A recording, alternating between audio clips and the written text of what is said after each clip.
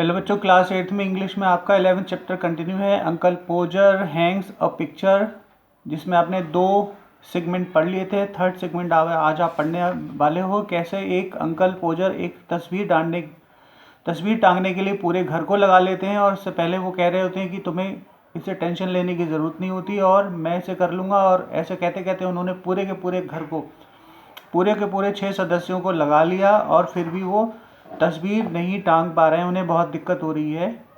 चलिए अब आगे पढ़ते हैं, continue.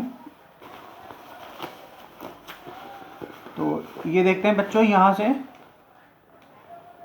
And we would all have to go down and our knee, हम सब जाएंगे और परेशान हो जाएंगे।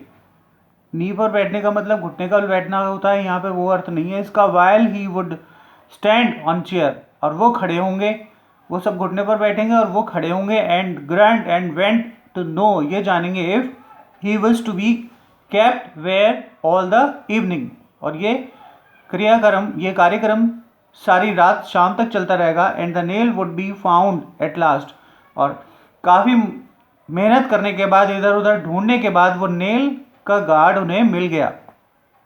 बट बाय दैट टाइम, उस समय तक, ही would have lost the hammer, अब उस समय तक हथौड़ी खो गई। नेल का गार्ड तो मिला, पर उस समय तक क्या हुआ, हथौड़ी खो गई। वेयर इज द हैमर, हथौड़ी कहाँ है। Where did I do, what did I do with the hammer, मुझे हथौड़ी का क्या मतलब। ग्रेट हेवंस, कमाल की बात है। 7 ऑफ यू, तुम 7 लोग हो। गैपिंग राउंड मी, मेरे अलावा। You wouldn't know what I did with the hammer, तुम्हें नहीं पता कि मुझे हथौड़ी का क्या करना है। इस तरह से वो और चिल्लाने लगे सब पर।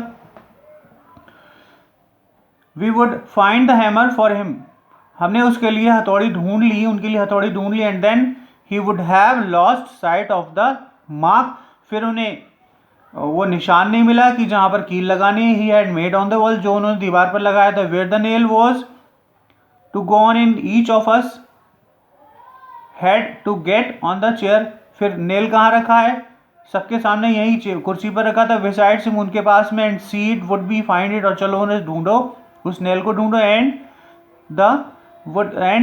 We would each discovered in the different places, हमने वो सब अलग अलग स्थानों पे खोजबीन की, खोजा। And we would call all fall fools, हम सब मूर्ख बने रहे। वन आफ्टर अनदर, एक के बाद दूसरा। And tell us to get down, नीचे उतरने के लिए। And he would take the rule and remeasure and find that wanted half 31 and 38 inches. जब वो लगाने लगे तो 30 हाफ 30 आधा साढ़े हाफ 30 30.5 और 138 या 38 inch from the corners. And would try to do it, और इसे फिर से देखने लगे। In his head and go mad, और सिर में देखने लगे, फिर जैसे कि वो पागल हो गए हो। तो एक तस्वीर टांगने के लिए इतनी सारी नाप तोल, इतना तो दूर से देखकर आंखों में ही पता लग सकता है कि तस्वीर किधर लगानी है। तिरछी हो जाएगी तो उसके लिए दूर से देखकर उसे लगा सकते हैं, सीधा कर सकते हैं। एक एडजस्टेबल उसमें धागा लगा दिए तो भी उससे तस्वीर ठीक से टांगी जा सकती है। कितना सारा नाटक कर रहे हैं ये। And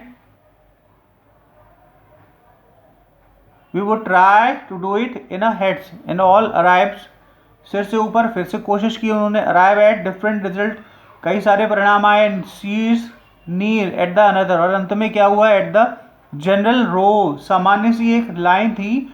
original number would be forgotten, और मुख्य अंक भूल गए Uncle Podger. And would have to measure it again, और फिर इसे नापने लगे। He use to bit a string that time, he would use to bit a string, धागे, एक छोटा सा धागा यूज करेंगे। this time and it the critical moment, बहुत ज़्यादा मुसीबत भरे क्षण में। when the old tool was leaning over the chair, जब एक पुराना सा टूल झुक रहा था कुर्सी के ऊपर। at an angle of 45, जो 45 डिग्री का कोण बना रहा था। and trying to reach the point 3 inches, और जहाँ पर 3 इंच के आगे 3 इंच के और आगे वो उस स्थान को मिला रहे थे. What was possible for him, उनके लिए क्या संभव हो, to reach string without slip, बिना स्लिप हुए वो वहां तक धागा पहुंच जाए. And down he would slide, और वो सरक जाएगा ऑन टू द पियानो पर. Finally fine musical effect being produced by the suddenness, और उससे एक सुर निकलेगा बहुत प्यारा सा पियानो का, बाय द सडन, अचानक, which had anybody stuck at the note at the same time, और सब कोई भी उस समय उस सुर को ध्यान से अचानक प्रारंभ हुए सुर को ध्यान से देखेगा, सुनेगा. And Aunt Maria would say, Aunt Maria कहेंगी, that what would not allow the children to stand round and hear such languages. Aunt Maria कहेंगी that she should not allowed, कि वो बच्चों को नहीं यहाँ खड़ा रहने देगी, and hear such language, इस तरह की भाषा सुनने के लिए. तो इसके 3 पार्ट कंटिन्यू हो गए. ओके बच्चों, thank you so much for watching my video. इसके साथ बच्चों एक हर बार मैं कहता हूँ ग्रामर की भी वीडियो आएगी, वो भी आपको तैयार करनी है तो आ जाएगी इसके साथ, और वो भी आप देखिएगा. ऑप्टेटिव सेंटेंस की वीडियो होगी. अगर नहीं आती है तो आप मेरे चैनल को सब्सक्राइब तो करेंगे ही, तो वहाँ से सारी वीडियोस मेरी मिल जाएंगी, और ऐसे इस वीडियो के साथ दूसरी वीडियो आएगी, डेफिनेटली आएगी. ओके बच्चों, thank you so much again.